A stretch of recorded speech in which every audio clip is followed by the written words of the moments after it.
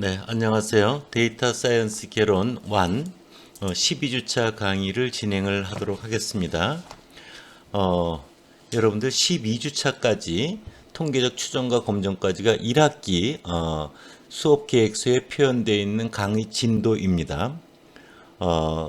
12주차까지 강의를 진행한 다음에 13주차와 14주차는 중간고사 이후에 여러분들에게 내어준 과제를 풀이를 해줄 거고요.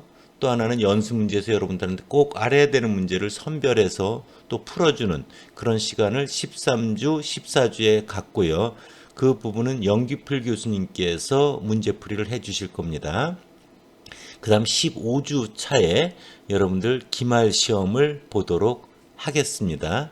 그래서 그와 관련되는 기말 시험 관련되는 것은 구글 클래스룸에 공지사항에 미리 공지를 해 드리도록 하겠습니다. 지난 11주 차에 통계적 추정과 관련되는 신뢰구간 추정의 문제를 우리가 살펴봤는데요. 이번 주 12주 차에서는 통계적 추정에 있어서 여러분들 우리가 추정하고자 하는 게 뮤잖아요. 모수, 뮤. 모평균이면 뮤고, 모비율이면 피고, 모분사는 시그마 제곱인데요. 그것을 데이터를 표본을 뽑아서 X바, 표본 평균을 이용해서 뮤를 추정하잖아요. 그때 뮤 마이너스 X바가 오차잖아요. 오차가 일정 수준을 넘어가지 않게 하기 위해서는 표본의 크기를 몇 개를 구해야 되는가가 되게 중요한 문제인데요. 그럼 표본 크기를 구하는 문제와 또한 우리가 통계적으로 이제 가설 검정 가상적으로 설정한 내용이 어느 게 타당한가를 확인해 보는 건데 굉장히 중요한 내용입니다. 그래서 모든 수업이 마찬가지이긴 하지만 이번 학기 수업에서 이 12주차 수업이 가장 중요한 시간이고 이때 배운 내용이 여러분들이 졸업할 때까지 계속 이용이 되고 필요한 사항이라는 걸 강조하면서 12주 강의를 진행하도록 하겠습니다. 정말 잘 듣길 바랍니다. 슬라이드를 넘기겠습니다. 먼저 통계적 추정의 마지막 부분입니다. 표본 크기를 구하는 문제입니다. 먼저 모집단의 평균 모수 뮤를 추정하는 데 있어서 표본 크기는 1-알파 신뢰 구간은 그 위에 표현되어 있는 슬라이드에 표현되어 있는 것 같이 되어 있죠. 뽑은 것의 평균 즉 x바 마이너스 z값 곱하기 루트 n분의 시그마보다 크거나 같다 뮤 작거나 같다 x바 플러스 z값 루트 n분의 시그마. 그래서 x바를 넘겨주면 뮤 마이너스 x바가 오차가 되고요. 그것은 부등호로 작거나 같다 플러스 마이너스 z값 루트 n분의 시그마 이렇게 표현되잖아요. 즉 뮤 마이너스 x바 오차는 작거나 같다. 즉 넘지를 않는다. 플러스 마이너스 z값 곱하기 루트 n분의 시그마. 그래서 z 플러스 마이너스 z값 곱하기 루트 n분의 시그마를 오차가 가질 수 있는 한계다. 이렇게 여러분들에게 설명을 한 겁니다. 그 표시가 되어 있죠. 그래서 그 오차 한계가 정해져 있는 D보다는 최소한 작아야 된다. 이하로 하려면 표본을 몇 개를 뽑아야 되는가. 이런 문제가 되는 겁니다. 그래서 Z값 곱하기 루트 n분의 시그마가 D보다 오차 한계 D보다 작거나 같으려면 N을 몇 개를 뽑아야 되느냐. N을 구하기 위해서는 N이 루트가 있으니까 제곱을 해야 되겠죠. 그럼 제세 2분의 알파 제곱 곱하기 시그마 제곱 나누기 N은 부등호 표시 작거나 같다 D의 제곱. n하고 d의 제곱을 맞바꾸면 바로 n은 크거나 같다 d의 제곱분의 z 2분의 알파 제곱 곱하기 시그마 제곱 이렇게 우리가 구할 수가 있는 겁니다. 보통 시그마 제곱은 모수이기 때문에 모르기 때문에 시그마 제곱을 과거 경험으로 해서 예측되는 값을 이용하거나 뽑은 것의 분산 s제곱으로 추정해서 사용하는 경우가 주로 일반적입니다. 다음 페이지로 갈게요. 이번에는 모 비율과 관련되는 추정의 문제를 생각해 볼게요. 모 비율은 P죠. P, 모집단의 비율 P.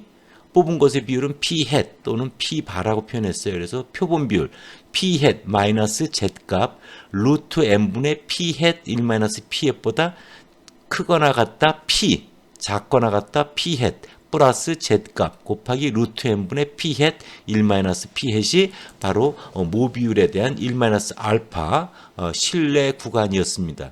그래서 거기 표시된 것과 같이 z값 플러스 마이너스 z값 곱하기 루트 n분의 p 햇 1 마이너스 p 햇이 바로 모 비율 추정에 있어서의 오차의 한계였던 거죠. 그것이 d보다 작거나 같게 되려면 표본을 몇 개를 뽑아야 되는가 이런 건데요. 이것은 두 가지로 이제 여러분들 접근하면 됩니다. 이런 비율, P에 대해서 미리 과거의 경험을 통해서 사전 정보가 있을 때는 여러분들 P햇, 자료가 수집되기, 얻기 전까지는 P햇을 알 수 없으므로 그런 사전 정보가 있을 때는 그 사전 정보를 이용해서 P스타를 구하는 거예요. 주어지는 거죠. 그래서 우리가 Z값 루트 n분의 P햇 대신에 P스타 1-P스타가 D보다 작거나 같든지 오차가 D보다 작거나 같으려면 N은 어떻게 하면 되느냐 이런 거죠. N은 루트 근호 안에 있기 때문에 역시 제곱하면요. 제세 2분의 알파 제곱 곱하기 P스타 곱하기 1-P스타 가로 닫고 나누기 N은 작거나 같다 D의 제곱이니까 N하고 D의 제곱을 맞바꾸면 N은 크거나 같다 D의 제곱 분의 P스타 1-P스타 곱하기 제세 2분의 알파의 제곱 이렇게 되는 거죠. 근데 P에 대해서 사전 정보가 없어요. 그럴 땐 P스타 곱하기 1-P스타가 두 개 더하면 1이 되잖아요. 그 두 개를 곱했을 때 제일 커지는 경우는 두 개가 같은 값일 때거든요. 그래서 P스타 더하기 1-P스타가 1이니까 같을 땐 0.5, 0.5가 되죠. 그렇죠? 그래서 그럴 땐 정보가 없을 땐 P스타를 0.5로 두어서 계산하면 되고 위에 식에 집어넣으면 N이 크거나 같다. P스타 0.5, 1-P스타 0.5니까 4분의 1 곱하기 D의 제곱분의 제세 2분의 알파의 제곱 이렇게 계산하면 된다 이겁니다. 다음 슬라이드에서 이제 예를 통해서 확인해 보도록 하겠습니다. 여러분들 연습 문제에 있는 건데요. 모듈 추정에서 이제 표본 크기인데요. 새로운 법안에 대한 지지율 P를 알아보기 위해 여론조사를 실시하려고 합니다. 모집단의 지지율 P에 대한 신뢰 구간을 구함에 있어서 오차 한계 D가 0.03으로 하고 신뢰 수준은 95%로 하려고 한다. 이때 적절한 표본 크기 N은 몇 개가 필요하냐? 그럴 때 N이 크거나 같다. P에 대한 추정에 있어서 우리가 사전 정보를 모르죠. 그럴 땐 P스타 대신에 뭘 집어넣으라고요? 0.5. 1-P스타도 그래서 0.5가 됩니다. D는 0.03이죠. 제세 2분의 알파는 95% 신뢰 수준 때 표준 정규분포 P에서 1.96입니다. 그래서 집어넣으면 0.5 곱하기 0.5 곱하기 0.03의 제곱분의 1.96의 제곱 해서 1067.1보다 크거나 같다가 나오고요. 그래서 표본의 크기는 N은 1068명 조사해야 된다. 이렇게 결론을 내릴 수 있습니다. 다음 페이지로 갈게요. 요번은 비율이 아니라 평균과 관련되는 추정입니다. 의과대학에서 쥐를 가지고 동물 실험을 하는 겁니다. 뽑아 주삼으로써 새로 만든 약품을 투여했을 때 반응 시간을 추정하려고 해요. 그래서 미리 이제 예비 실험으로 반응 시간의 표준 편차 시그마가 12초임을 알았다고 합니다. 평균 반응 시간 뮤의 추정 오차 한계 D가 4가 넘지 않도록 하래요. 신뢰 개수는 95%를 하래요. 그럴 때 몇 마리 쥐를 가지고 실험해야 되는가 이런 겁니다. 그럴 때 앞서 식을 유도해 드렸지만 N은 D의 제곱분의 제세 2분의 알파 제곱 곱하기 시그마 제곱입니다. 그래서 D는 뭐예요? 4죠. 제세 2분의 알파는 1.96이죠. 표에서 시그마는 10이죠. 그래서 4분의 1.96 곱하기 12 그거 전체 제곱. 제곱이 빠졌네요. 식에서. 제곱을 넣어야 됩니다. 하면 34.6이 됩니다. 그래서 34.6보다 커야 되니까 N은 몇? 35마리의 쥐가 필요하다. 이렇게 여러분들 생각하면 되는 겁니다. 페이지 이상의 내용을 이제 신뢰 구간 추정과 관련되는 걸 소프트웨어 SPSS를 이용해서 하는 걸 또 살펴보도록 할게요. 이 자료는 서비스 만족도점 SAV 데이터인데요. 여러분들 화면에 보면은 맨 좌측에 SEX라고 되어 있는 게 있죠. 성별을 말합니다. 섹스. 1이라고 입력한 거는요. 남자를 의미하고요. 2라고 입력한 건 여자를 입력합니다. 앞에 기술 통계에서도 한번 살펴본 내용이고요. CSI가 바로 서비스 만족도 점수를 이제 그렇게 표현한 겁니다. 첫 번째 사람은 남자이면서 75점이고 두 번째 사람은 남자면서 63점이고 이렇게 자료가 입력되어 있죠. 이런 것들에 대해서 서비스 만족도 점수의 평균에 대한 신뢰 구간을 구하기 위해서는요. 소프트웨어에서 분석 메뉴를 누르고요. 두 번째 있는 기술 통계량 메뉴를 누르면 그 아래 하위 메뉴 중에 데이터 탐색 메뉴를 누르면 다음 페이지로 넘어갑니다. 데이터 탐색 이렇게 화면이 등장을 합니다. 데이터 탐색 메뉴에서 거기 보면은 종속 변수라고 되어 있는 거 보이시죠? 종속 변수에 바로 여러분들 뭐예요? 서비스 만족도의 평균에 대한 신뢰 구간을 원하니까 서비스 만족도를 갖다 놨고요. 그 다음 그 옆에 통계량 버튼을 눌러보면요. 통계량 버튼에 맨 위에 보면 기술 통계 옆에 파란색으로 체크 표시해 두시고 네모 박스에 마우스 버튼을 클릭하면 이렇게 체크가 됩니다. 그 아래 평균의 신뢰 구간은 95라고 입력되어 있죠.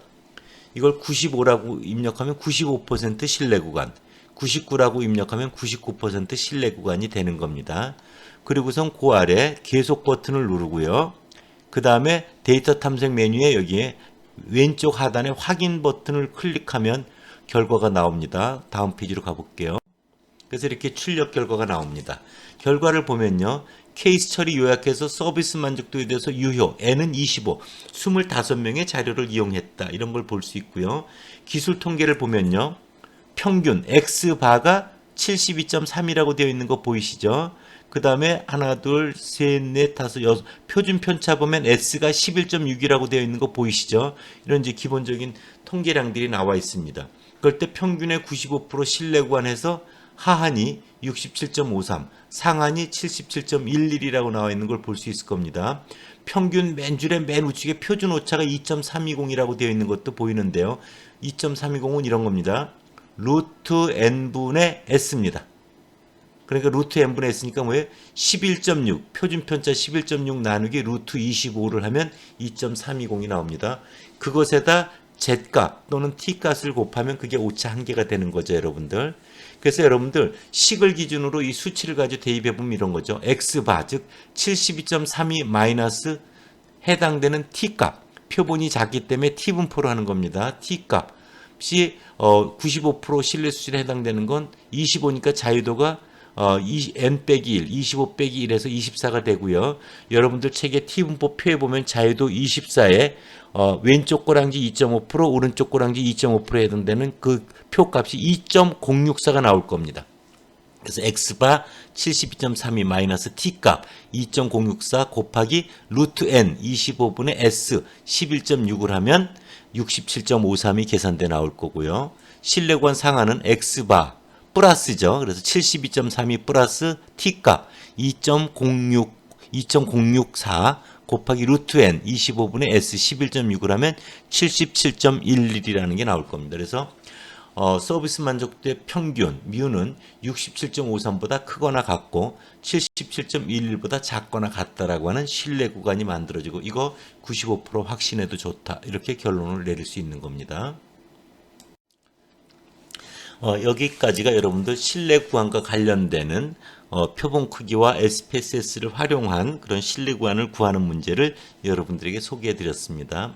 이제 여러분들 통계적 추론의 또 다른 주제인 가설 검정, 하이포더시스 테스팅, 다른 말로 뭐 유의성 검증 이런 표현을 쓰기도 하고 유의성 검정 이런 말을 하기도 합니다. 이런 가설 검정은 정말 중요한데요. 먼저 그것을 이해를 돕기 위해서 먼저 예를 가지고 한번 생각을 해보도록 하겠습니다. 이 예는 캐나다의 도시 중에 토론토라고 하는 도시가 있고요. 거기서 비타민 C와 관련되는 실험을 했습니다. 실험은 어떻게 설계가 된 거냐면요. 두 개 집단으로 구분했는데 하나가 대조 집단이고 하나가 실험 집단입니다. 항상 실험 집단이 우리가 관심을 가지고 있는 걸 투여하는 그룹입니다.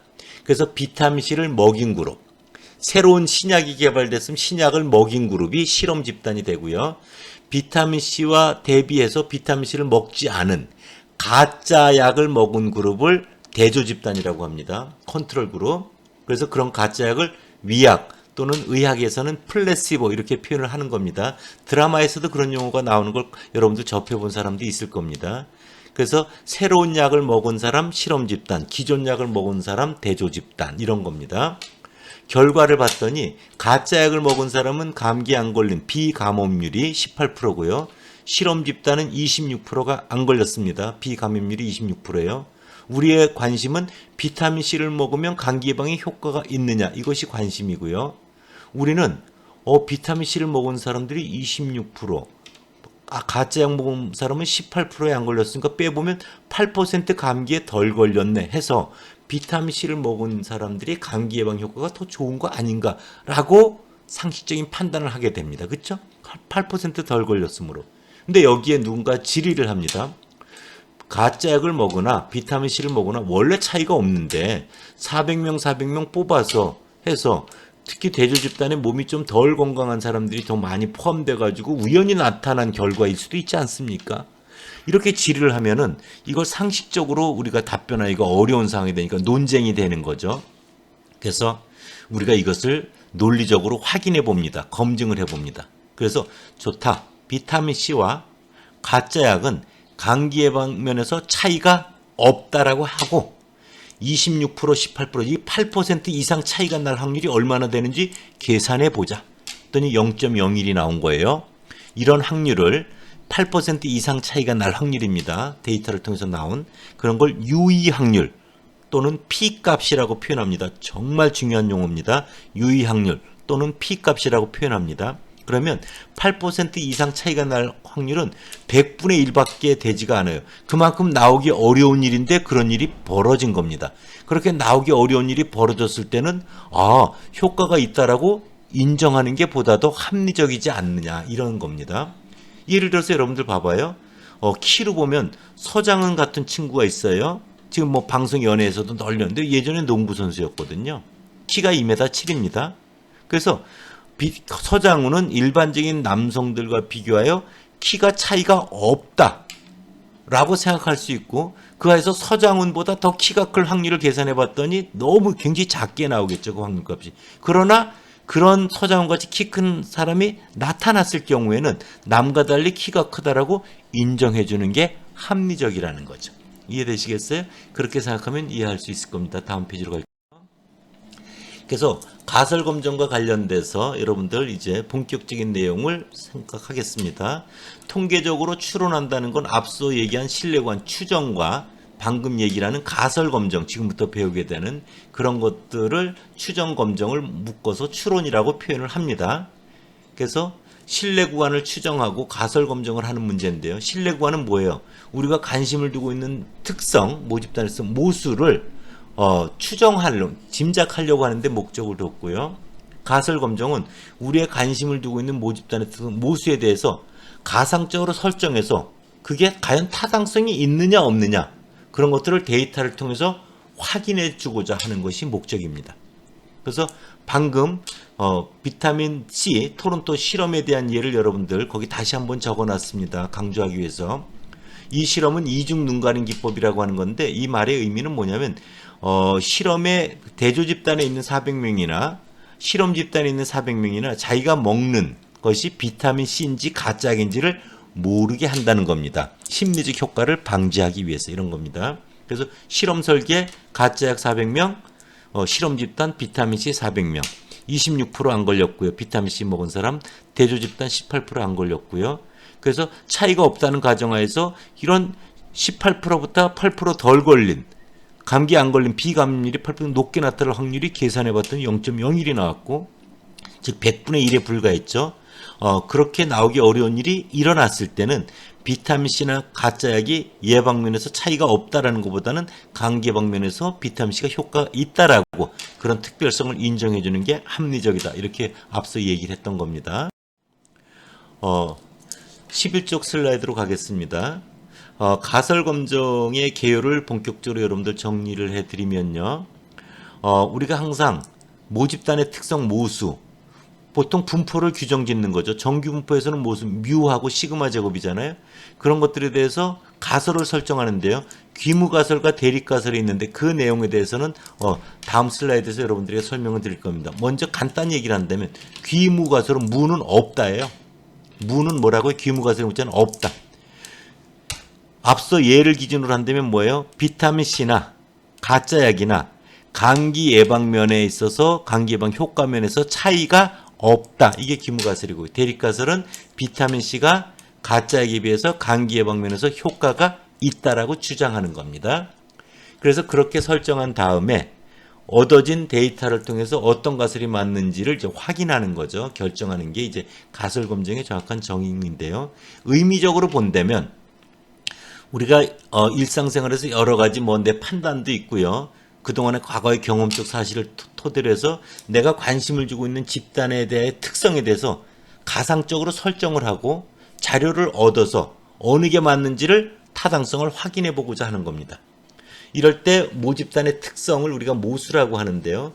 그 모수에 대한 어떤 주장을 확인하기 위해서 데이터를 얻어서 확인해 봄으로써 어떠한 주장이 타당한 것을 검토해 보는 걸 가설검정이라고 한다. 이때 통계적 가설은 우리의 관심인 모집단의 특성인 모수에 대해서 어떤 것을 주장하는 거나 서술하는 걸 의미한다. 예가 있어요. 가구당 월소득 평균에 관심이 있다면 가구당 월소득 평균은 250만 원이다. 또 하나는 새로운 약품의 치료율이 기존 약품의 치료율보다 더 우수하다. A회사 제품의 시장 불량률은 3% 이하다. 이런 등등 우리가 가상적으로 설정할 수 있는 가설은 굉장히 무수히 많다. 그래서 우리의 관심에 대해서 이렇게 설정할 수 있는 겁니다. 가설을 설정할 때 여러분들 정말 중요한 내용은 앞서 여러분들 간단히 언급했지만 귀무가설과 대립가설이 있습니다. 그 일부러 한자로 적어놨는데요. 무라는 건 두 번째 무는 없을 무자입니다. 없다로 귀착이 된다 이런 거예요. 그래서 영어로는 이걸 null hypothesis라고 하는데 null을 숫자로 말하면 0입니다. 0. 그래서 가설 hypothesis의 H에 제로라고 표현합니다. 그래서 null hypothesis는 원래 우리나라 말로 번역하면 0 가설이 정확한 표현인 거죠. 그것을 많은 책에서 이제 귀무가설이라고 되어 있는 겁니다. 즉 없다예요. 비타민 C와 가짜 약은 감기 예방 면에서 효과 면에 있어서 차이가 없다 이런 겁니다. 비타민 C는 감기 예방에 효과가 없다. 가짜 약과 차이가 없다. 서로 다르지 않다. 이런 것들이 귀무가설이에요. 대립가설은 주장하는 겁니다. 대안가설이라고도 얘기를 하고요. 대립이라는 건 주장하기 때문에 생기는 거잖아요. 그래서 alternative hypothesis라고 하고요. 가설이 두 가지이기 때문에 0 아니면 1, 이진 코드를 써서 H1이라고 우리가 보통 표현합니다. 그리고 우리가 관심을 갖고 있는 것, 주장하는 겁니다. 그래서 비타민C는 감기 예방 면에서 효과가 있다. 비타민C는 가짜 약에 있어서 감기 예방에서 효과의 차이가 있다. 기본적으로 다르다. 이런 거죠. 그래서 이것은 주장하는 거고 주장하는 것은 남과 다르다고 우기는 거잖아요. 그래서 보다 더 유별나기 때문에 주장하는 거고요. 그에 대비해서 귀무가설은 뭐예요? 남과 차이가 없는 일반적인 것을 의미한다. 그래서 귀무가설은 없다. 즉 차이가 없다라는 거에 대해서 점점 더 차이가 커지면 경험적 데이터를 통해서 귀무가설에서 멀어지면 멀어질수록 차이가 있다라는 걸 인정하게 되는 그래서 대립가설을 지지하게 되는 그런 검정 방법이다. 그래서 여러분들 앞을 통해서 다시 한번 설명해 보면요. 비타민C 실험에서 우리가 비타민C가 효과가 있다라는 걸 보이기 위해서 잠정적으로 뭐예요? 차이가 존재하지 않는다. 차이가 없다라고 가정한 후 그 가정하에서 유의항력값을 계산했잖아요. 이럴 때 비타민C와 가짜약은 감기를 예방하는 효과면에서 차이가 없다. 이게 귀무가설이에요. 차이가 없다. 그래서 H0로 표현하고요. 그와 관련돼서 비타민C의 비감염률 P1, 가짜약을 먹은 사람의 감기 안 걸린 비감염률 P2 하면 귀무가설은 뭐예요? 기호로 보면 그 감염률이 차이가 없다. P1 이꼬로 P2가 되는 거죠. 그것에 반대적인 관점이 배치되는 거에 우리가 관심을 주장하는 것은 대립가설이죠. 즉 뭐냐면 비타민C를 먹은 사람의 감기 안 걸린 비율이 가짜약을 먹은 사람의 비감염률 P2보다 더 크다. 이런 게 주장하는 거고 이제 H1으로 표현하는 거죠. 이 주장하는 가설은 비타민C가 가짜약보다 감기 예방 면에서 효과적으로 더 있다. 이런 걸 내용을 하고 있죠. 여러분들 가설 검정의 실질적인 예를 한 3가지를 살펴볼게요. 자, 첫 번째 예는요. 새로운 약품은 평균 치료 기간 뮤예요. 기호로. 기존 약품의 평균 치료 기간이 15일 정도 걸렸나 봐요. 15일보다 작다고 할 수 있느냐 해서 치료 기간을 더 짧게 할 수 있느냐. 약품이 우수해서 이런 거죠. 이럴 때 귀무가설은요. 새로운 약품의 평균 치료 기간은 과거 기존 약품의 평균 치료 기간과 차이가 없다. 15일 그대로다 이거죠. 그래서 뮤 이꼬르 15예요. 주장하는 건 새로운 약품은 약품의 효과가 더 좋아서 기존의 약품의 평균 치료 기간 15일보다 더 작다. 뮤가 15보다 작다. 한쪽 방향에 관심이 있죠. 작은 쪽이면 이런 걸 나중에 다시 2교시 때 얘기하겠지만 단측 검정이라고 합니다. 두 번째 예는요. 소비자 고발센터에 접수된 불만은 A 제품의 함량이 예를 들어 치약이라고 해봐요. 기준치인 150g을 대부분 미달한다는 거예요. 미달한다는 부족하다는 거죠. 이를 검증하기 위한 가설은 기무가설은 원래 A 제품의 함량은 모든 제품은 과거 마찬가지로 150g이어야 된다 이거죠. 그래서 뮤 이꼬로 150이에요.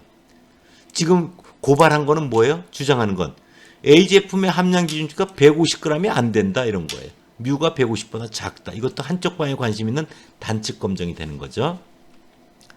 세 번째는 어떤 휴대폰의 색상, 디자인 같은 거죠. 따라 남성 그룹과 여성 그룹의 선호도가 다르냐 이런 거. 다르다는 건 작아도 다른 거고 커도 다른 거예요. 그래서 기무가설은 휴대폰의 색상에 따라 남성과 여성의 선호도는 차이가 없다. 다르지 않다 이거죠. 차이가 없다. 같다. 이것이 뮤1 이꼬르 뮤2. 남성의 선호도 평균 뮤1, 여성의 선호도 평균 뮤2, 뮤1 이꼬르 뮤2 이런 거고요. 대립가설 주장하는 것은 휴대폰의 색상에 따라 남성과 여성의 선호도는 다르다. 즉 뮤1 부등호의 등호의 짝대기 금되죠. 뮤1과 뮤2는 다르다. 그래서 이것은 다르다는 건 작아도 다르고 커도 다르기 때문에 이런 걸 양쪽 방향에 관심 있는 양측 검정이라고 합니다.